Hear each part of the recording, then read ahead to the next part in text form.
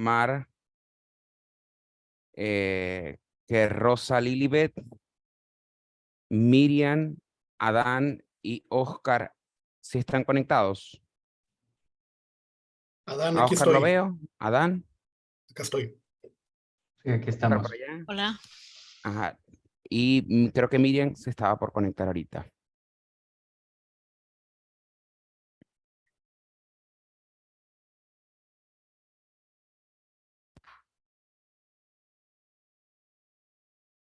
Bien, bueno, buenas tardes, estimados ponentes y participantes.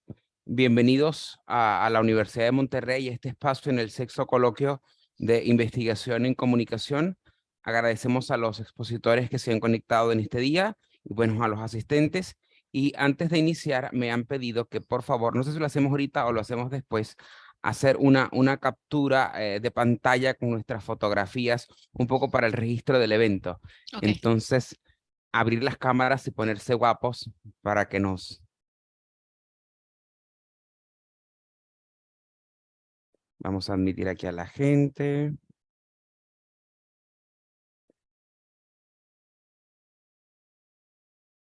A ver, 1, 2, 3.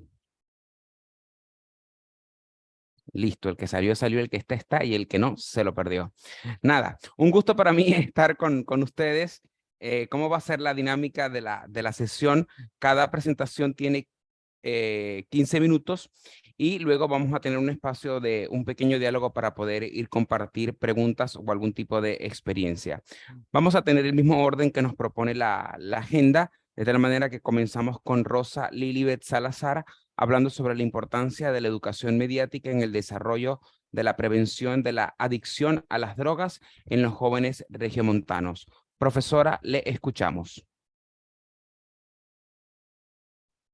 Hola, muy buenas tardes. Déjenme comparto pantalla. ¿Se ve ahí? Sí, sí se ve. Perfecto. Bueno, esta es una investigación que voy de la mano con la doctora Janet García González. Y bueno, si me permiten, pues déjenme, mejor me voy a salir de la pantalla completa para poder tener mejor acceso a la pantalla. Bueno, básicamente esta es una investigación de tipo cualitativo en donde precisamente se trabaja con la experiencia que han tenido 4 personas en el consumo de drogas. Las 4 personas inician precisamente su consumo en la etapa de la adolescencia. Y pues las variables que se están investigando a través de esta investigación cualitativa es precisamente qué relación tiene el consumo de medios aunado a los entornos familiares, los entornos sociales y la regulación que se tiene actual en México sobre el tema del consumo de medios con el objetivo precisamente o cómo desencadena en un tema de un problema de adicción. Y esto obviamente pues nos genera una situación de salud pública. Bueno, un poquito de antecedentes para irnos así de manera muy rápido. La razón por la cual decidimos nosotros trabajar sobre este tema, bueno, es precisamente porque a raíz de la pandemia, el Informe Mundial de Drogas en la Oficina de la Oficina de las Naciones Unidas contra la Droga y el Delito, UNODC, revela que 284 millones de personas entre los 15 y 64 años consumieron drogas durante el año pasado, lo que representa un aumento del 26% respecto a la década anterior. Estas cifras, por ejemplo, se pueden comparar también con lo que presenta el periódico El Economista el año pasado, en 2002, específicamente en marzo, en donde datos que toman de la Asociación Voces 19 Population Council México durante el periodo de pandemia revelan que el consumo de drogas en jóvenes y adolescentes con rango entre los 15 y los 24 años aumentó un 15%, destacando por grupo etario se vuelve alarmante precisamente entre los 15 y los 17 años. ¿Cuál es la relación con el consumo de medios? Bueno, pues en el 2013 se crea la alianza AMI, que está auspiciada por UNESCO y en la cual México está integrado precisamente a través de la red de AMI México. Entre la red AMI, lo que se busca es precisamente, o entre los objetivos que se tiene, es buscar establecer competencias mediáticas para una educación enfocadas hacia los medios, saber cómo debemos de utilizar a los medios, cómo tomar los contenidos, sacar el máximo provecho a los medios, tener una audiencia crítica y educada respecto al uso de los medios. Y bueno, si nos vamos directamente en cuanto a nuestra realidad a nivel federal y estatal, el tema de la prevención de drogas forma parte de los esfuerzos que realizan tanto autoridades estatales como municipales. Y en cuanto a lo que es el tema de la regulación del consumo, se ve precisamente a través de la ley de telecomunicaciones que fue creada en el año de 2014, pero en sí no hay todavía o quedan todavía cosas pendientes por hacer y es el por qué estamos realizando esta investigación. Bueno, fundamento teórico en la teoría de la sociedad de la información. ¿Por qué? Porque a final de cuentas estamos en una sociedad mediatizada, en donde todos, en específico los adolescentes o las nuevas generaciones, tienen acceso a diferentes formas de entretenimiento. ¿Okay? Y la teoría de la sociedad de la información precisamente nos permite medir el consumo de los medios. Al igual, esto haciendo un match con la teoría de usos y gratificaciones que nos habla precisamente qué se hacen con los contenidos, tanto qué se hacen, qué esperan y en un momento dado que pueden aprender de los medios. Y pues ahí nos ayuda operacionalizándola a identificar los patrones de conducta. También se está tomando en cuenta la teoría del aprendizaje social. ¿Por qué? Porque a final de cuentas, nuestras conductas o mucho lo que vemos en los medios, como lo propone Albert Bandura, lo reforzamos precisamente en cuanto al contacto que vamos teniendo con la sociedad. Entonces, con esta teoría se identifica conductas adquiridas en los medios y cómo precisamente lo reforzamos. Y en cuanto a la legislación, les mencionaba que nos enfocamos en la ley federal de telecomunicaciones y radiodifusión en los artículos 216, 217, 223 y 222, en donde nos dice que tanto la Secretaría de Educación como la Secretaría de Gobernación son las encargadas de regular, y si bien se tienen capítulos extensos sobre la regulación de la programación infantil, en el caso de los adolescentes se queda a medias, no hay una regulación aún y cuando los adolescentes están precisamente en una etapa complicada porque están en una transición entre dejar la niñez y ser adultos. Entonces no hay una programación ni una regulación específica para adolescentes y lo que se presenta como contenidos para los adolescentes, aunado a que, por ejemplo, a veces los padres de familia no pueden tener acceso a lo que ven sus hijos, pues ahí es donde podemos tener ahí una situación complicada o de riesgo. ¿Ok? La metodología, como ya les comentaba, es de un enfoque cualitativo debido a las características y necesidades del estudio. Las variables que se toman en cuenta es el consumo de medio, los entornos sociales, entornos familiares y obviamente la regulación de contenidos. ¿Cómo se obtienen los datos? Pues a través de técnicas de entrevistas de profundidad. Son testimonios de 4 personas, 3 personas, 3 de ellos están todavía, 2 luchan contra su adicción, una ya la superó a través de un anexo, la otra persona todavía está en activo en cuanto a su consumo. Y pues el objetivo era identificar las relaciones de las variables de cada caso y a la vez hacer una comparación a nivel grupal. En los 4 casos inician su consumo entre los 12 y los 15 años de edad. Todos cuentan actualmente con más de 18 años. Ya en el paper están los nombres que son ficticios precisamente para proteger su identidad. Ellos así lo solicitan. Pero a manera de identificación, 3 son vecinos de la zona norte de Monterrey y uno radica en la zona sur. Resultados. Bueno, en el caso 1, en cuanto a su consumo de medios, destaca precisamente que veía películas sobre cárcel, acción, en el caso 2, películas sobre pandillas, caso 3, películas y series con protagonistas que se dedicaban precisamente o que sus entornos estaban relacionados con el consumo de drogas y el estilo de vida relacionado con el narcotráfico, que eran personas millonarias, exitosas. Y en el caso número 4 menciona que veía precisamente, es la persona más joven, series a través de su celular de vidas de narcotraficantes que tienen conocimiento, que se conocen a nivel internacional, como es el caso de Pablo Escobar. El consumo de medios se realiza precisamente a través de dispositivos como son la televisión y los celulares, lo que concuerda precisamente con lo que podemos ver en algunos estudios, por ejemplo, los que realiza ENUDIT por parte de INEGI cada año, en donde nos dice que estos son precisamente que son los dispositivos móviles y después la televisión, los medios a través de los cuales se consume el mayor tipo de contenidos. En todos los casos, los entrevistados refieren haber visto los contenidos que ya mencionábamos, y donde están presentes tanto la fama, el dinero y la posibilidad de consumir y seguir de una u otra manera enrolándose en este tipo de actividades. Los contenidos vistos en todos los casos después de ver estas películas terminan por normalizar o permitir el reforzamiento de conducta respecto al consumo de vida relacionado con el narcotráfico. Algunos de los aspectos que consideramos importantes al realizar las entrevistas son los que vemos en el recuadro de enfrente y que me gustaría leerles algunos de ellos.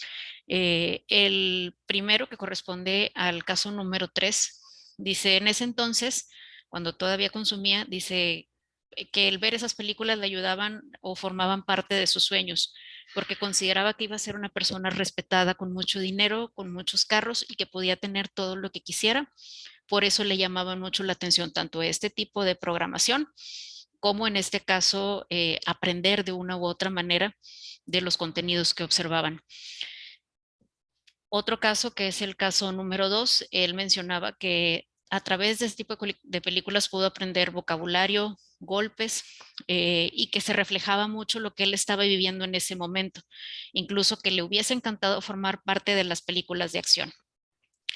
Y otra de las personas, este dato es importante, el por qué le gustaban ese tipo de películas, él incluso mencionaba, que fue el caso número 1, que al no tener un ejemplo paternal, su papá había fallecido, pues lo buscaba en la tele y a final de cuentas lo tenía. Aparte de lo que lograba aprender, pues también sentía ese acompañamiento al momento de ver este tipo de programación. Ahora, los entornos sociales también forman una parte muy importante al momento de que una persona decide involucrarse o decide consumir. En el caso 1, su consumo inicia precisamente a través de los amigos, que son quienes los acercan a las drogas. Esa curiosidad, después de estar en la escuela, de juntarse, empiezan con el refresco y después continúan con probando cosas nuevas. El caso 2 se juntaba con personas más grandes y de ahí aprende. El 3, caso 3, buscaba pertenecer al grupo de amigos de la colonia, que por cierto eran adictos, y el caso 4 comienza por curiosidad. Aquí lo relevante es que el común denominador es que inician a través de los amigos, la curiosidad y el buscar precisamente conocer una nueva experiencia o el tener algo diferente que ver.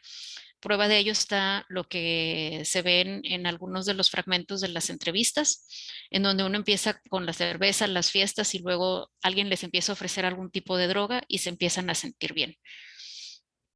O bien el relacionarse con otra gente más grande, que comienzan a consumir primero cigarros, luego marihuana, empiezan por curiosidad para ver cómo se siente, porque la gente se ve contenta. Es, este factor está sobre todo presente cuando el consumo se inicia en etapas de la vida más tempranas. Algunos de ellos empezaron, o la mayoría empezó entre los 12 y los 14 años de edad. Entonces, entre más pequeños, estén un poco más sueltos con los amigos, son parte de las situaciones que también se pueden identificar a través de estas entrevistas. El entorno familiar también es un entorno importante. Aquí se encuentran dos variables. Uno, cuando la familia es unida, tratan de ayudar y de rescatar de lo que está viviendo a la persona durante la etapa de consumo. Sin embargo, cuando la familia no es estable, cuando es disfuncional, se normalizan este tipo de conductas, e incluso de una u otra manera los miembros de la familia se van integrando en este mismo rol o actividad. Aquí lo tenemos presente en los fragmentos de entrevista, en donde dice que no tuvo malos ejemplos en casa, que todo lo encontró en la calle, la relación con el entorno social. El otro, que viene, otra persona viene de un entorno disfuncional, su papá tomaba, la mayoría de sus hermanos eran adictos, y por lo tanto, al ser una familia de 10 hermanos, la mayoría estaban inmersos en esta situación. Otra persona, que era el caso número 1, decía que sí están conmigo, pero cuando empieza él a consumir, no lo apoyan a que lo hagan, al contrario, buscan detenerlo. Y un cuarto caso, que es la persona que todavía sigue activa en su consumo, menciona que nadie fuma en casa más que él, e incluso al ver lo difícil que es, su familia mejor prefiere que consuma, en este caso su adicción es hacia la marihuana, prefiere que lo hagan en su casa. ¿Okay? Bueno, lo que les comentaba sobre la Ley Federal de Telecomunicaciones y Radiodifusión del año 2014, que se crea en el sexenio de Enrique Peña Nieto, a pesar que en los artículos 216, 217, 222 y 223 se establecen las secretarías que tienen de una u otra manera la obligación de vigilar la publicidad y los contenidos, y cuando se hace mucho hincapié en que se debe vigilar los derechos humanos, en sí todo va enfocado directamente a la cuestión de la programación infantil. No hay un control normativo, se estuvo revisando la ley, se estuvo revisando todo lo relacionado con dependencias que están involucradas, con contenidos y demás, y queda todavía pendiente esa asignatura a nivel federal.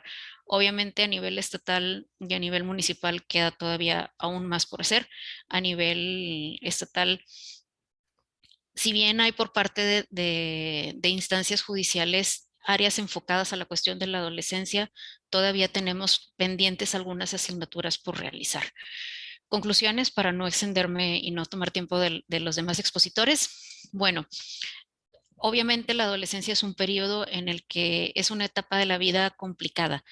Entonces, el cuidar a los adolescentes o el buscar, y de ahí el tema de la investigación, desarrollar, tener competencias mediáticas para poder utilizar de manera responsable y efectiva los medios de comunicación, nos puede no solo generar audiencias críticas, como lo propone precisamente UNESCO a través de la AMI, nos puede ayudar incluso a detener una situación como es un consumo de drogas, incluso lo podemos llevar a otro tipo de situaciones que puedan generar una dependencia, como el alcoholismo o el tabaquismo. ¿Ok? Entonces, se necesita ir de la mano, desde trabajar con una legislación que tanto a nivel federal o estatal proteja el consumo de los medios y la programación dirigida a jóvenes y adultos, como también empezar a buscar o empezar a crear esa conciencia, empezar a educar a las nuevas audiencias en el tema del consumo de medios, porque aun y cuando ha habido situaciones, por ejemplo, en el sexenio de Ernesto Zedillo, en donde se pide retirar programas que eran violentos de formato de tipo noticiero, con el fin de bajar los índices de violencia, la realidad es de que no ayuda porque a final de cuentas la gente lo va a pedir. Entonces, el pedir que se quiten o que se eliminen este tipo de programaciones por parte de las plataformas, de los medios, es complicado. Sin embargo, si empezamos a trabajar, y ese es el objetivo de esta investigación, empezar a trabajar literal, desde casa, el buscar desarrollar esas competencias, el trabajarlos, sobre todo en la etapa de la adolescencia, nos puede generar ese plus o esa ayuda que estamos necesitando. ¿Ok? Y pues obviamente se requiere tener un trabajo en conjunto, se requiere ir de la mano con especialistas para poder generar programas de prevención que nos ayuden precisamente a tener un programa que nos pueda, sobre todo en zonas de alto riesgo, en zonas donde hay altos índices de situación económica complicada o bien de violencia, nos puede ayudar a marcar en este caso, un cambio en las nuevas generaciones. Gracias, profesora. Sumamente interesante su investigación y seguramente surgirán algunas preguntas sobre toda la relación consumo de la sustancia, el consumo de contenidos y un poco qué tipo de programación. Así que realmente bien interesante. Continuamos con la agenda. Ahora la profesora Miriam Herrera nos presentará su ponencia sobre la alteridad en la cultura digital, primeros hallazgos. Profesora Miriam, sí, perfecto.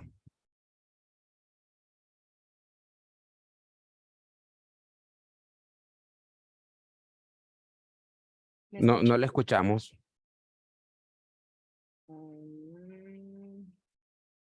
Ahora sí, vamos a ver.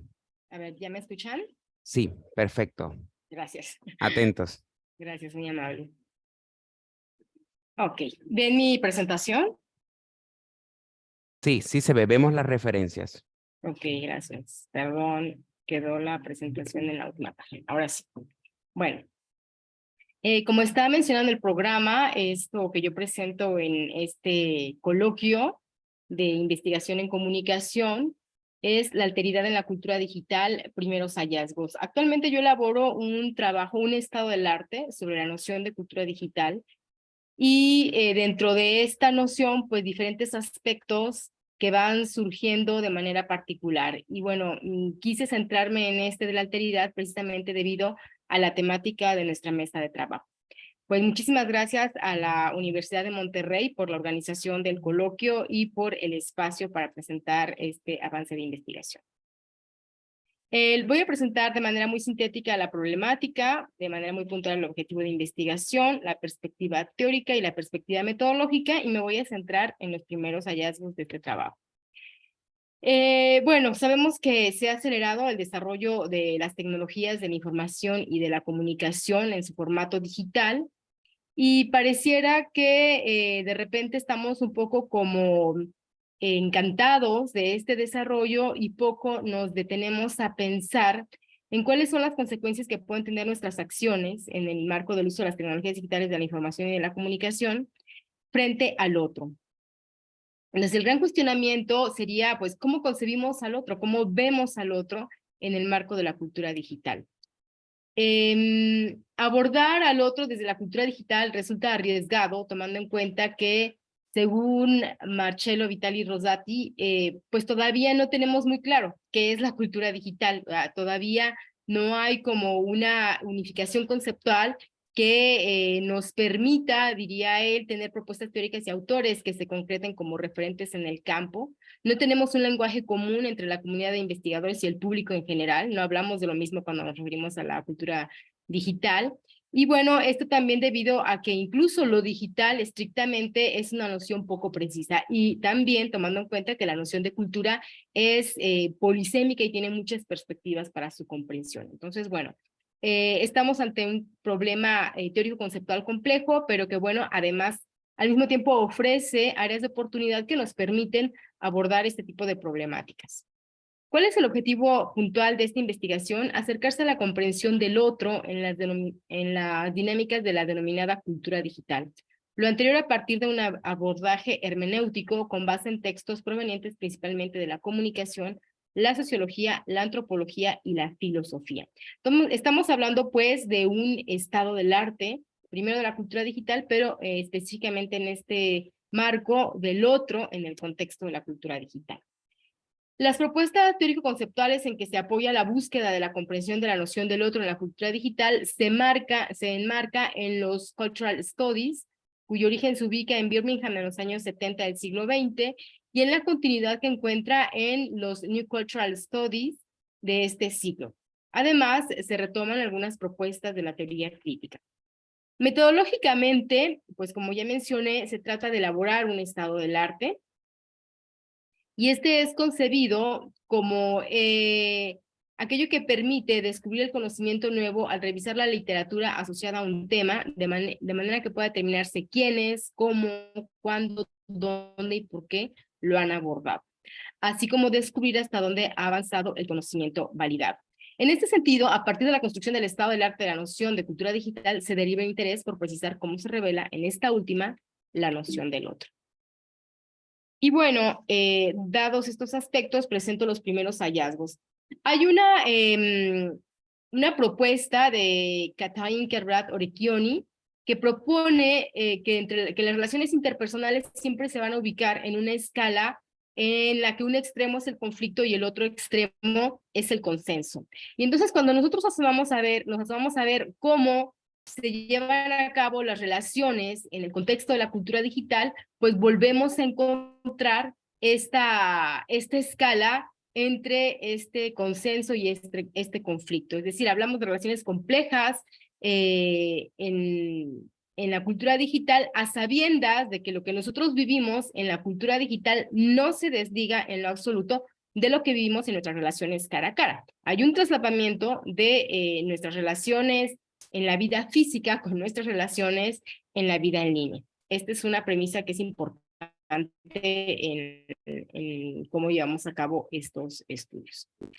Y bueno, pensando en esta escala, propongo precisamente ir de lo positivo a lo negativo, entonces del consenso al conflicto, y hasta ahorita en lo que he revisado tengo pistas para hablar, por ejemplo, del amor, de la amistad, de la colectividad y luego del odio en el marco de la cultura digital. Bueno, para hablar del amor, yo retomo a los clásicos, me voy con Erich Fromm, quien dice que el amor en su sentido erótico, ahora hay que aclarar que la noción del eros es retomada aquí más allá de los impulsos sexuales de la persona. Alude a su sentido biofílico, al instinto de vida y la afinidad con esta. Y entonces, en este contexto, el amor se define como el anhelo de fusión completa, de unión con la única otra persona, por su propia naturaleza es exclusivo y no universal.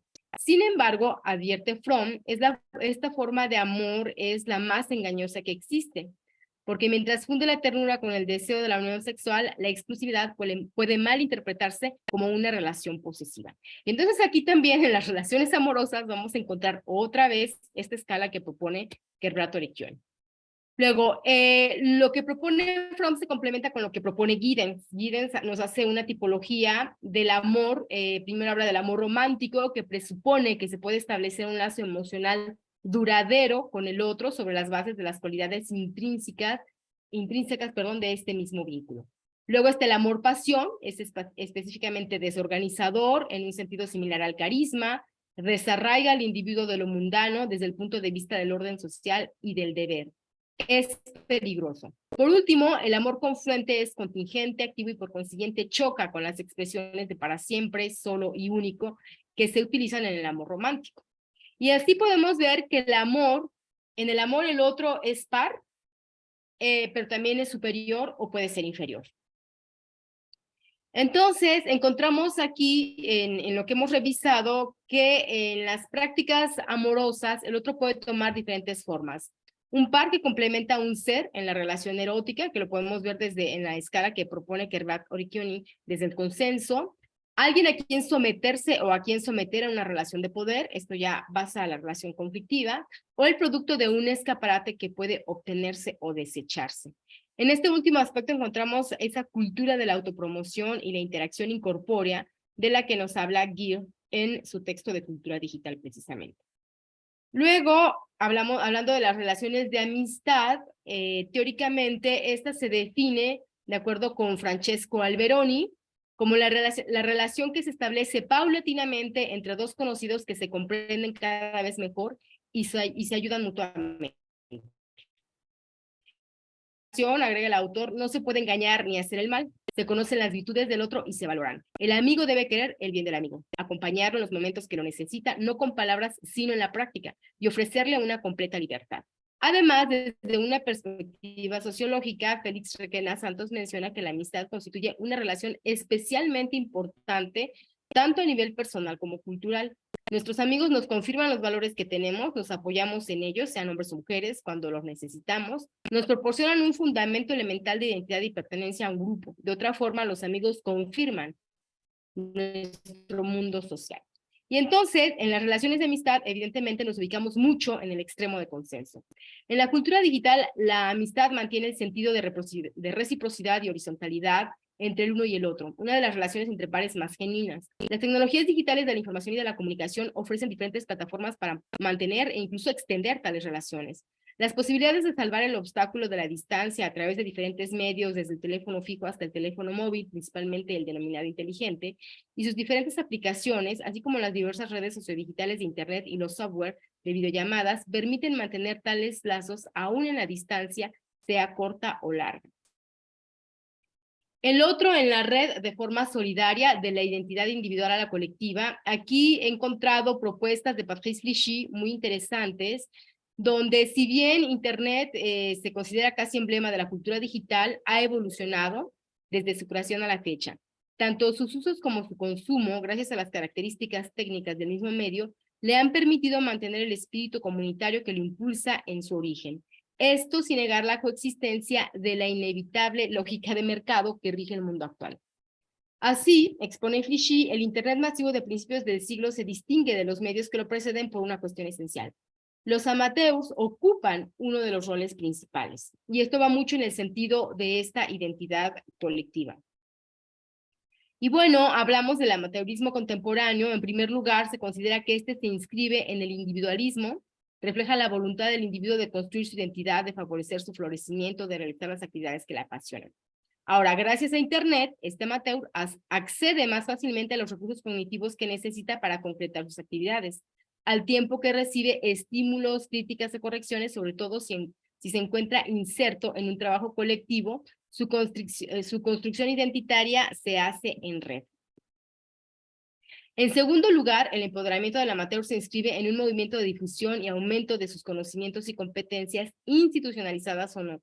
Hace un gran esfuerzo de aprendizaje y formación de manera autodidacta en artes, medios, ciencias, técnicas, asuntos públicos, cultura popular, cuestiones prácticas, manualidades y oficios, así como contestación política. La web le permite recolectar múltiples informaciones y sobre todo encontrar consejos, solicitar ayuda, etc. En tercer lugar, los amateurs constituyen una sociedad más democrática donde se considera que cada persona posee competencias que pueden asociarse a un cooperativo para el bien de todos. Internet permite a estos actores acceder a una gran cantidad de datos para desarrollar un punto de vista informado y crítico, al tiempo que pone en contacto a los interesados. Y entonces, pues aquí todavía otra vez regresamos ya de manera más comunitaria, nos acercamos más bien al extremo del consenso en las relaciones que establecemos en esta cultura digital. Luego, en el otro extremo, encontramos al otro en la red como ajeno a mí, un todos contra todos o la cultura del odio. Este último aspecto nos lleva al extremo opuesto del amor en la escala del consenso y conflicto. La manifestación del odio en esta cultura digital que ubica al otro como ajeno y contrario a mí. En el pandemonio de cultura digital, donde el ruido de los medios digitales compite, Pizzanti Baruch señala que es innegable que Internet tiene un lado oscuro, un poco al gusto de cada quien. El rápido tránsito de la pornografía basada en el abuso sexual y la violencia contra los niños, la expansión global y la inserción de la memoria permanente del error, el ridículo, la ampliación de las faltas más nimias, la propagación de mensajes de odio, es decir, el Internet ofensivo, son innegables. En este contexto, el otro es objeto, incluso comercializable, ajeno a mí, incluso inferior.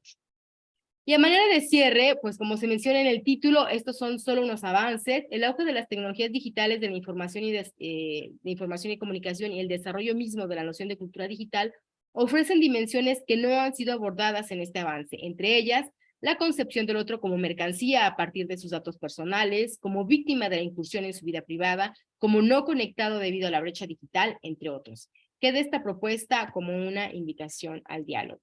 Estas son las referencias ilegibles, pero si alguien las necesita, con mucho gusto se las doy y agradezco muchísimo su atención. Gracias, profesora Miriam, sumamente bien de tiempo. Ya que bastante bien la síntesis que nos ha presentado. Y así tenemos unos minutos al final para poder establecer un diálogo. Ahora vamos a escuchar al profesor Adán Pérez, bienvenido también profesor de la Universidad de Monterrey.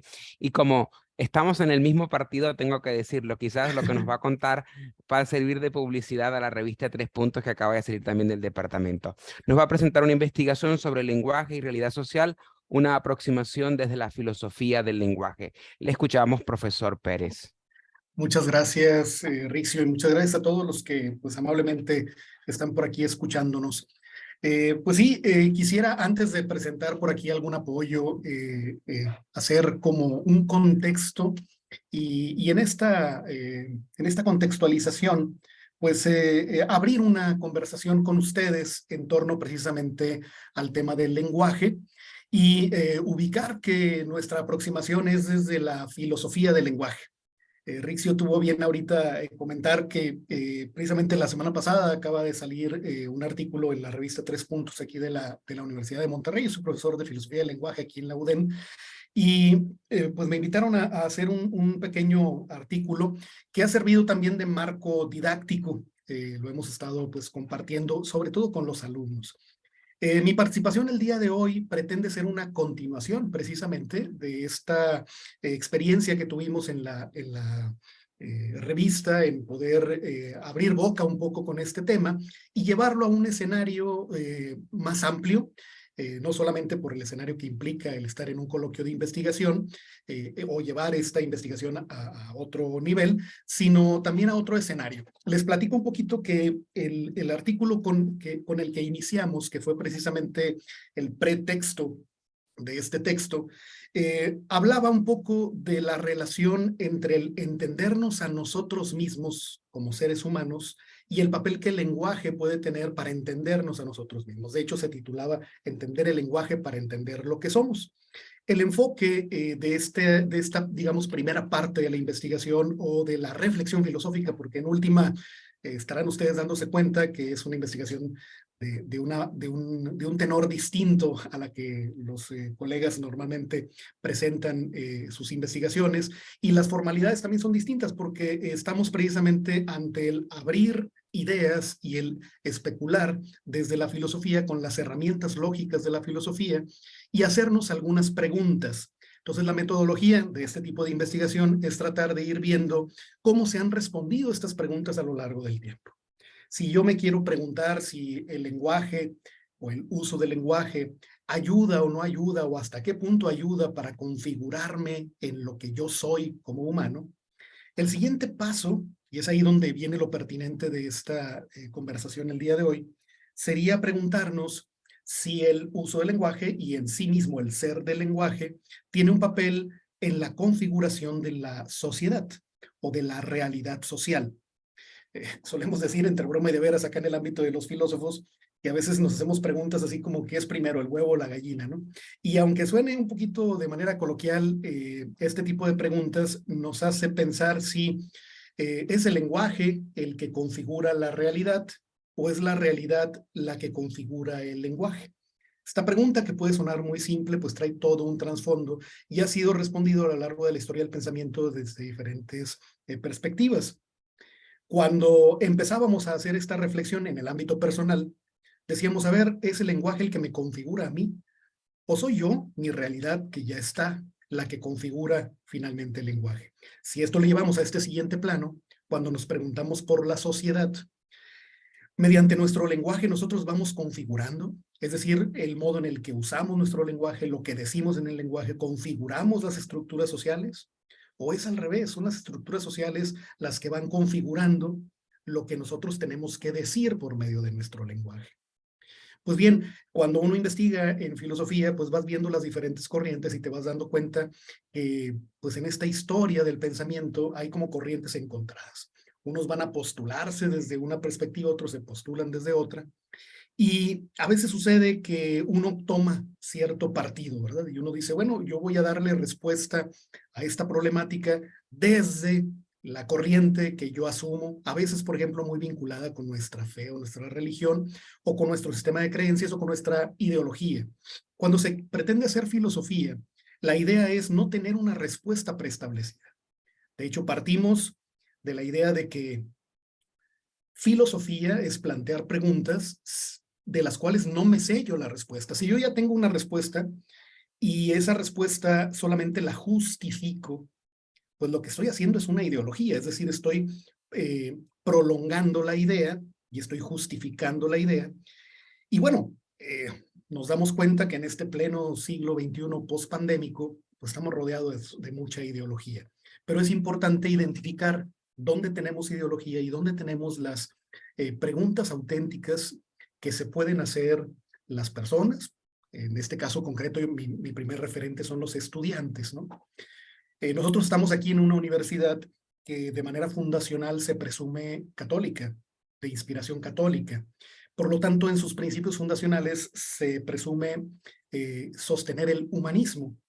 Y bien, sabemos que en el mundo moderno y posmoderno el humanismo es una corriente que habría de entrar en diálogo con otras corrientes.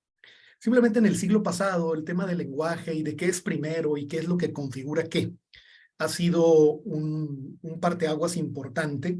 Tenemos, por ejemplo, en México, la UNAM se fue mucho por el lado de la filosofía analítica, mientras que las universidades, sobre todo de corte católico, se fueron sosteniendo un humanismo.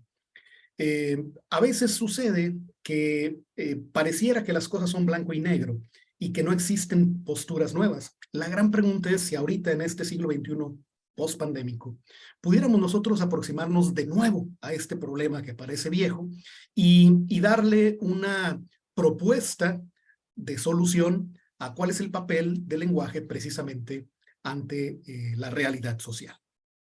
Una de las cosas que se han dado casi como un mote ideológico que está muy fuerte en nuestra sociedad es que se habla mucho de que todo es un constructo social.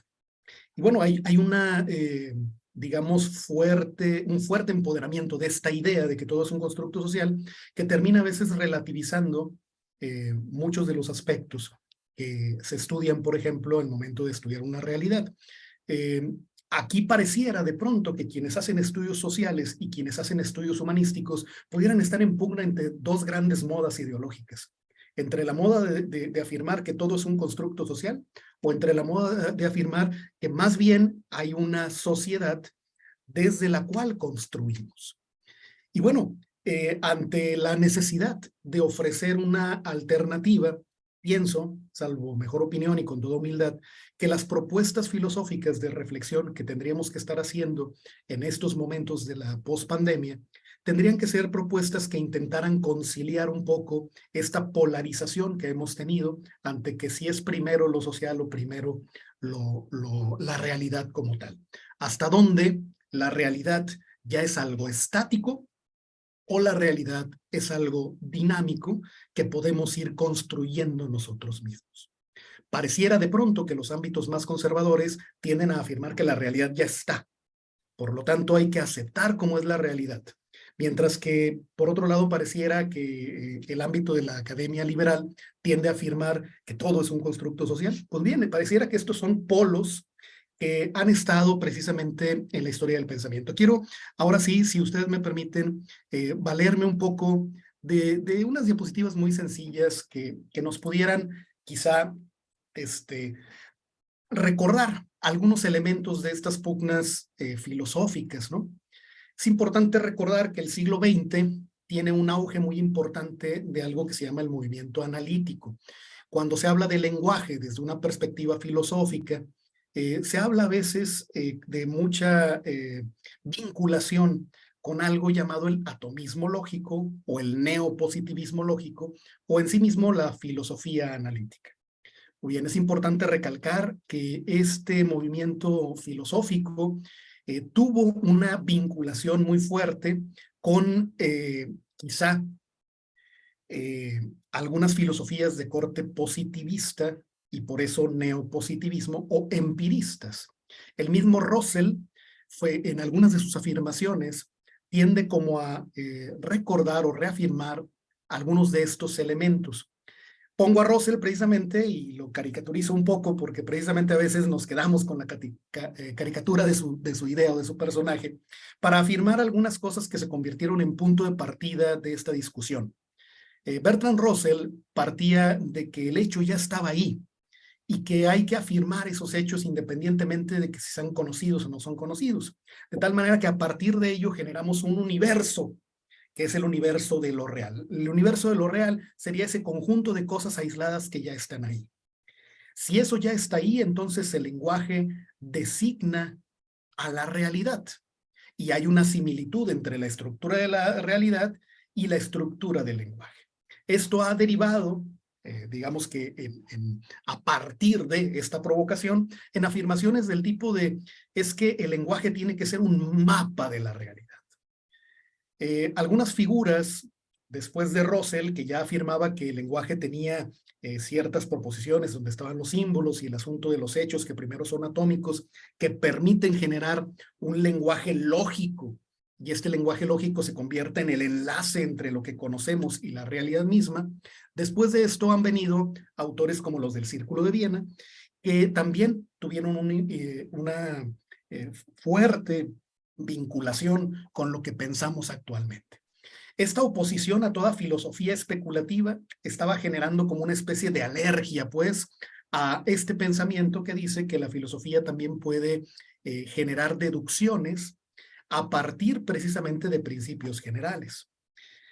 Hay en este Círculo de Viena un rescate de las posturas de Russell y de Frege, pero el mismo Frege ya estaba, siendo otro de los autores importantes, subrayando que no todo lenguaje es un medio como el lenguaje natural, sino que tendríamos que crear un lenguaje que fuera estricto y que fuera lógico.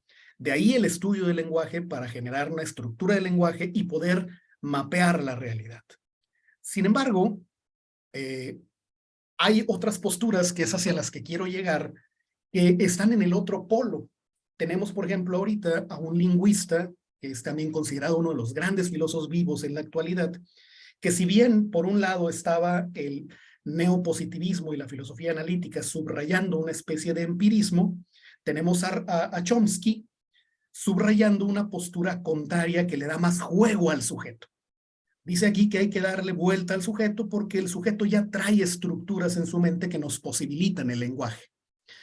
¿Esto qué genera? Genera que pareciera que en esta historia del pensamiento el empirismo se resurgió y con Chomsky ha resurgido el racionalismo, una especie de nueva filosofía del lenguaje que ahora parte de aceptar que ya nosotros tenemos estructuras cognitivas, nuestra mente es un sistema de capacidades cognitivas y ya traemos implícito, de una manera semejante a como quizá lo habría dicho Descartes, o Descartes, pues, cuando hablaba de las ideas innatas, en este caso habría ya de manera implícito o innato un sistema que nos permite precisamente la famosa gramática generativa, que es lo que después Chomsky llevará al plano directamente de la lingüística. Sin meterme directamente en cuestiones lingüísticas, a mí me parece importante subrayar que estas posturas polarizantes o polarizadas quizá tendríamos que buscar la forma de darle cabida a una nueva forma de comprender el lenguaje para poder responder estas preguntas y poder comprender cómo es que lo social o el ámbito social está siendo, digamos, estudiado. Y por un lado, ver si la sociedad estaba y esa nos permite hablar sobre ella y crear un lenguaje sobre lo social, o más bien sería al revés. Quiero en este último minuto plantearles de dónde se origina la propuesta de esta investigación filosófica. Si nosotros pensáramos que lo real ya está, y es decir, pensáramos que lo real ya está fijo y está dado antes que nosotros, pensaríamos que lo real entonces nos precede.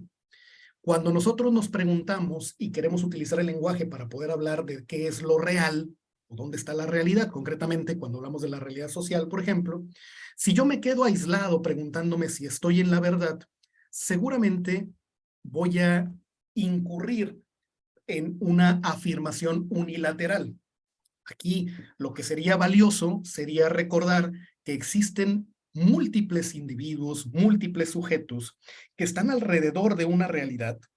En este caso, por ejemplo, cuando queremos estudiar la sociedad y partir, por ejemplo, de una premisa que sería la principal aportación de las conclusiones de esta investigación, en donde dijéramos que de entrada nadie posee el monopolio de la verdad. Lo que queremos aquí es rescatar el concepto de aproximación.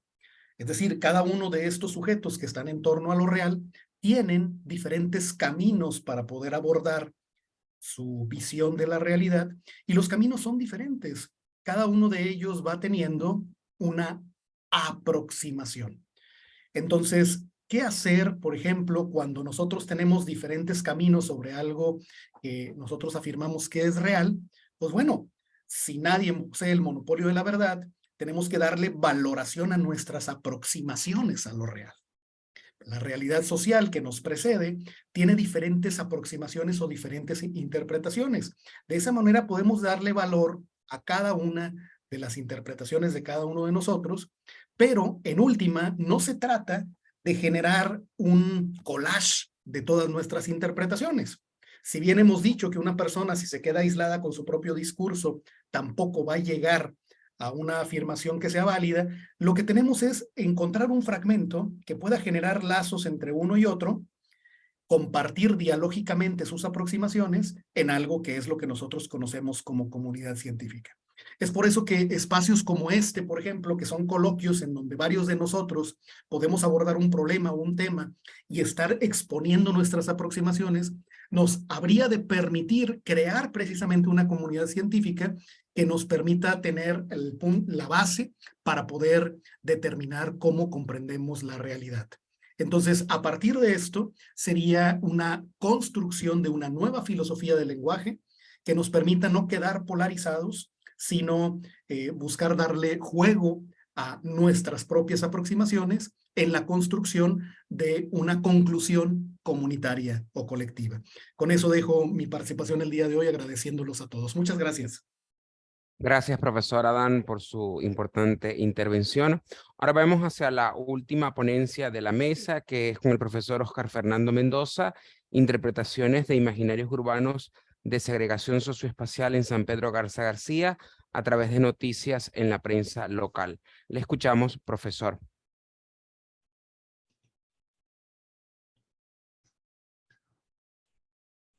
Muchas gracias. ¿Ya pueden ver la presentación? Sí, podemos verla.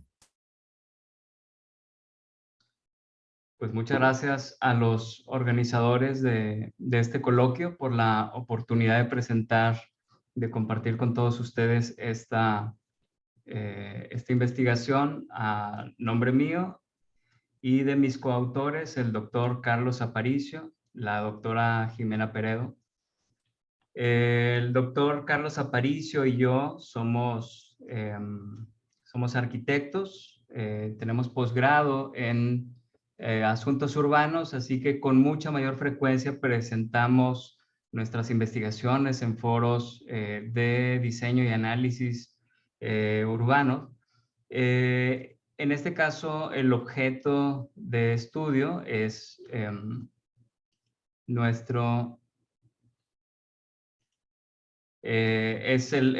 dentro de la zona metropolitana de Monterrey, el municipio de San Pedro Garza García, teniendo la oportunidad de abordar enclaves poblacionales con altos grados de marginalidad, con violencia urbana, con pobreza urbana elevada.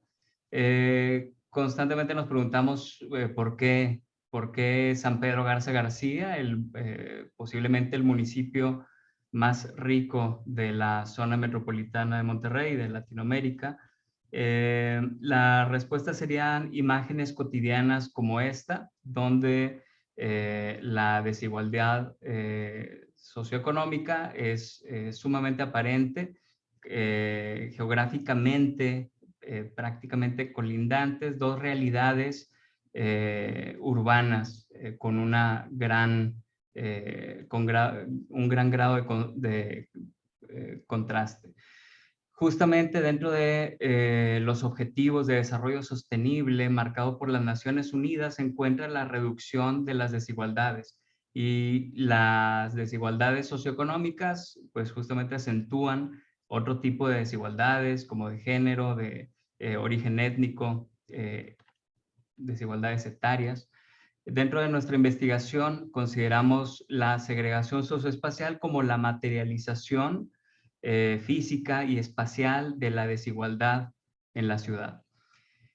Si analizamos la ciudad, podemos medir sus distancias, sus extensiones, podemos contabilizar a su población, podemos medir trayectos, tiempos de desplazamiento, etcétera. Pero no solamente una realidad mesurable, pues es lo que nos va a llevar a un entendimiento real de las ciudades o el entendimiento de zonificaciones, de puntos de producción y de distribución de productos, como hemos hecho en nuestra ciudad industrial, sino que hay que tener en cuenta también el factor humano que pues a lo largo del siglo XX, pues los enfoques modernos del análisis y diseño de las ciudades los ha pasado por alto.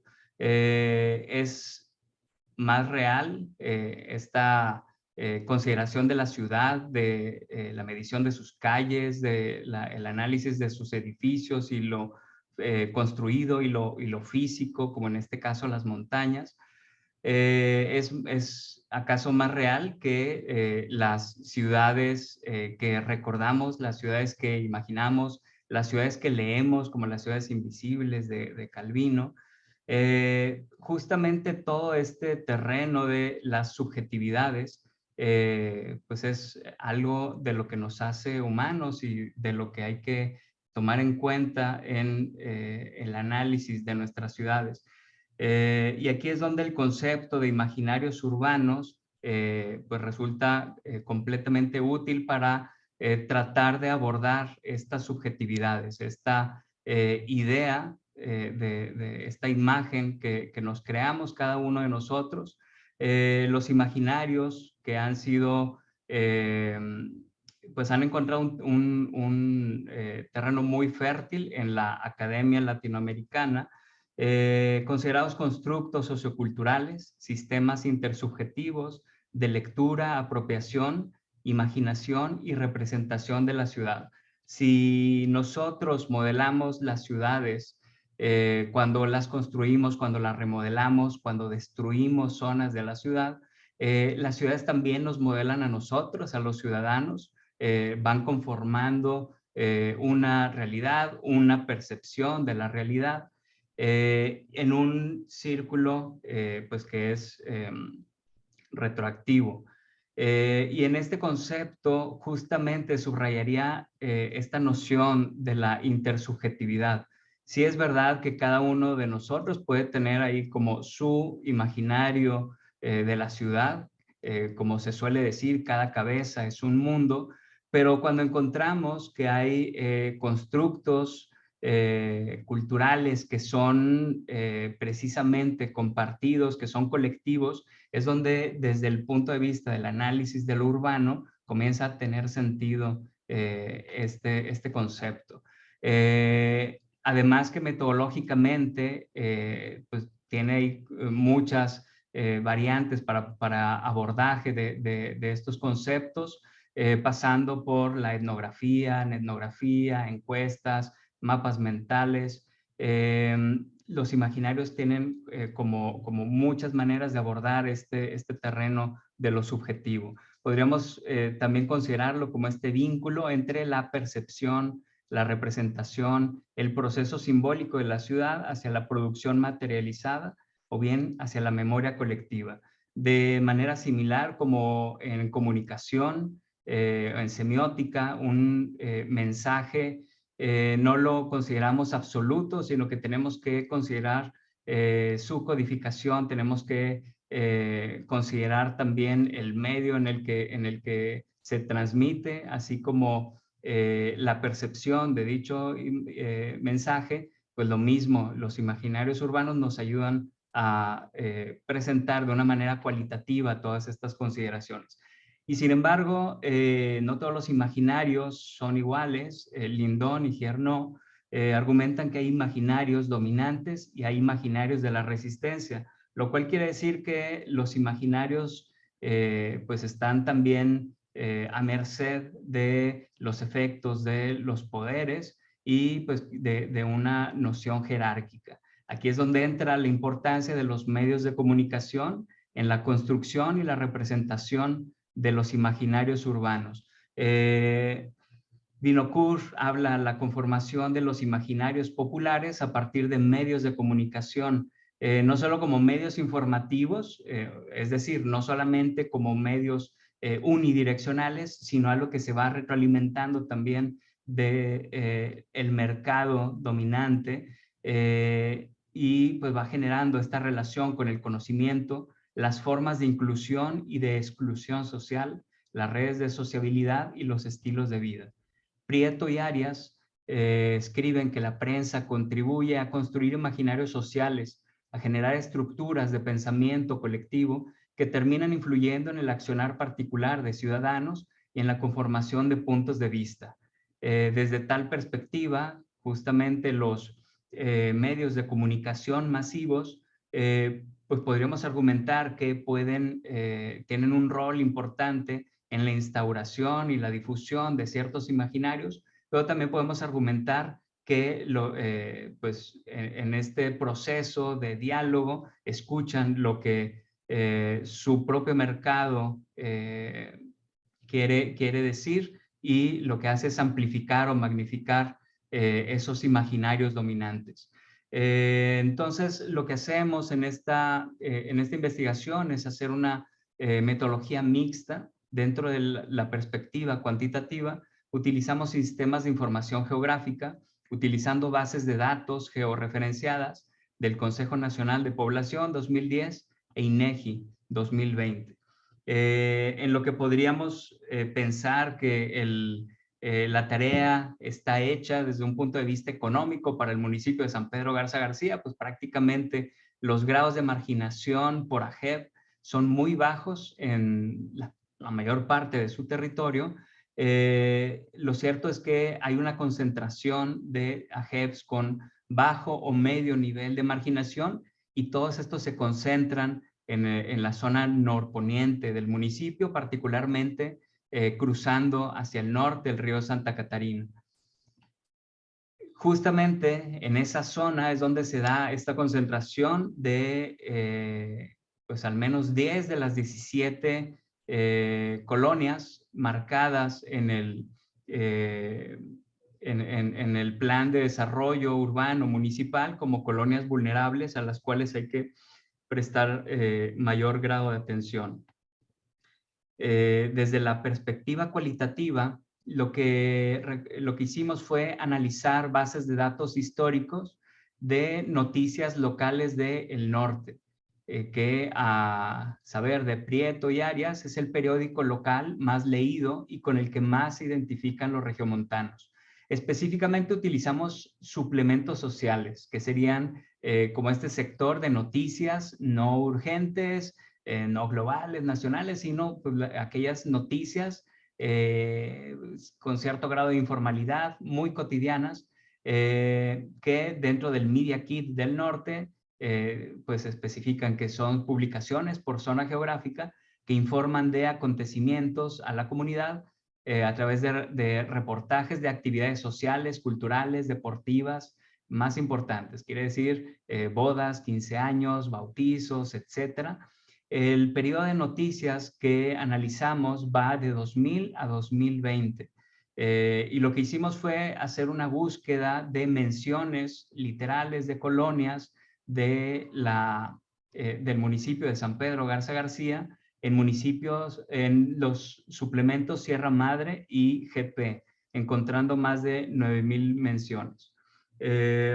Haciendo una relación de estas menciones, encontramos ahí como un amplio dominio de unas cuantas colonias, como la Colonia del Valle, Fuentes del Valle, Santa Engracia, Lomas del Valle o Bosques del Valle, que entre ellas prácticamente alcanzan el 50% del total de menciones por colonias en estos suplementos sociales.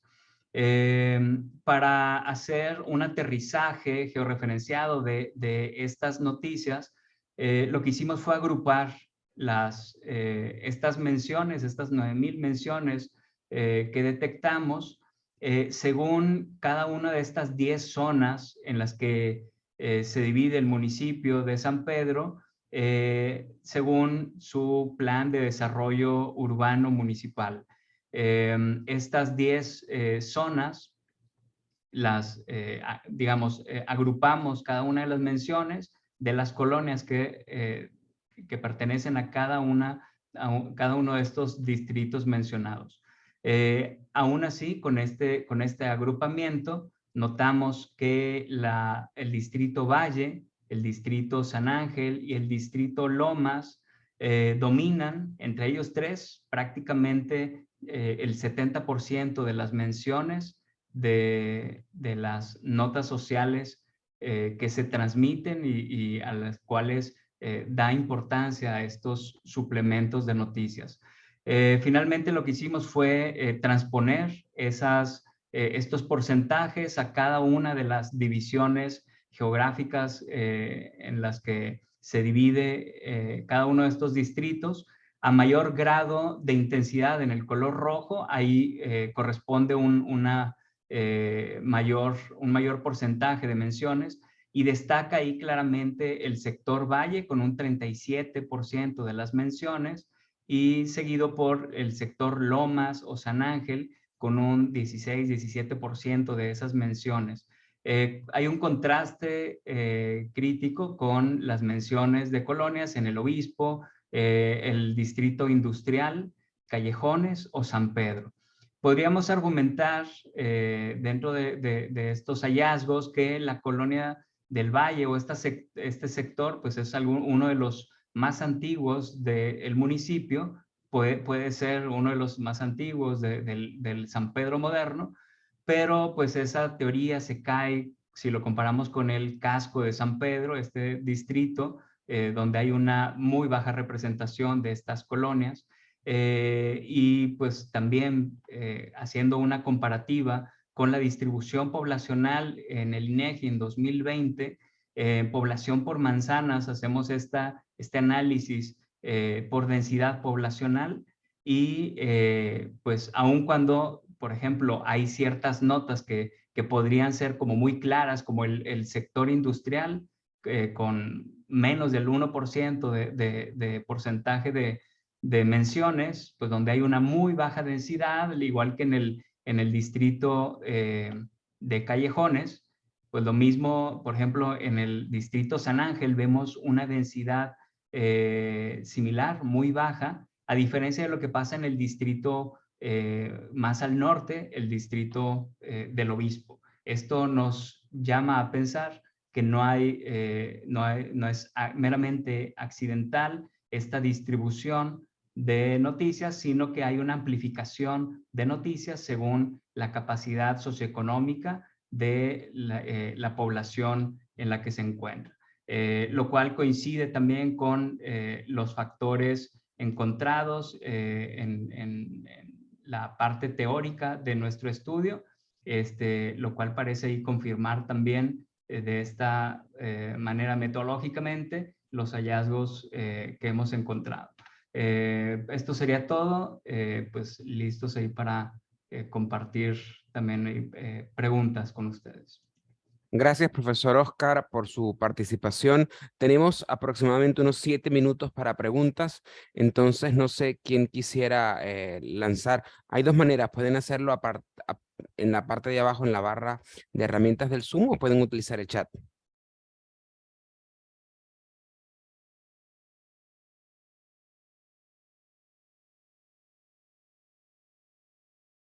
¿Alguna pregunta por allí? Jesús, te escuchamos. ¿Qué tal? Bueno, primero que nada, felicitar a todas las personas que estuvieron exponiendo hoy. Me llamaron mucho la atención las ponencias y especialmente la del maestro Adán, bueno, agradezco mucho que nos compartieron por aquí el artículo. Más que una pregunta bueno, sí es una especie de pregunta, pues así muy breve. Maestro Adán, ¿qué tanto el lenguaje va justo en los dos sentidos? Porque usted plantea como o hace un planteamiento dicotómico de el lenguaje nos hace o nosotros hacemos a partir del lenguaje la realidad, ¿no? Ay, disculpe el parafraseo chafa, pero bueno, ¿qué tanto no es los dos sentidos? Es decir, a través del lenguaje construimos nuestra realidad y la realidad o el lenguaje es en sí también una construcción social, ¿no? Entonces, bueno, solamente eso. Muchas gracias y felicidades a los tres. Claro. Claro, me permito hacer también un comentario breve. Muchas gracias, Jesús Gerardo, por la comentario, la precisión. Fíjate que sí, y de hecho, ese en qué medida y ese qué tanto es lo que nos toca abordar en las investigaciones. Es decir, lo que estaríamos buscando es el hasta dónde, el a partir de qué y el hasta dónde. Quizá algo que queremos evitar son estos absolutismos en donde, por ejemplo, se dice todo es un constructo social y decir, bueno, la gran pregunta es, ¿todo es solo un constructo social o también hay una realidad que se puede estudiar antes del constructo social? Entonces habría que ver precisamente hasta dónde llega la realidad que ya está dada o a partir de dónde se dan los hechos y hasta dónde o desde dónde empiezan estos constructos sociales. Bien, muchas gracias, maestro. Bien, ¿alguna otra pregunta? ¿Otro comentario?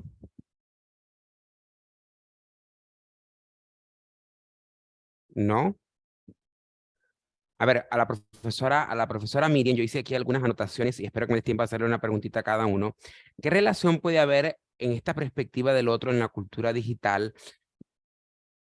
versus a la realidad real, física, presencial. Por ejemplo, yo puedo bloquear a alguien de esta sala y lo bloqueo de la sala de Zoom, lo dejo de ver, pero en la realidad no lo puedo bloquear, por lo tengo que tener enfrente. ¿Hay algún tipo de relación? ¿Consiguió algo en la literatura que relacione esto? Gracias, Rixio.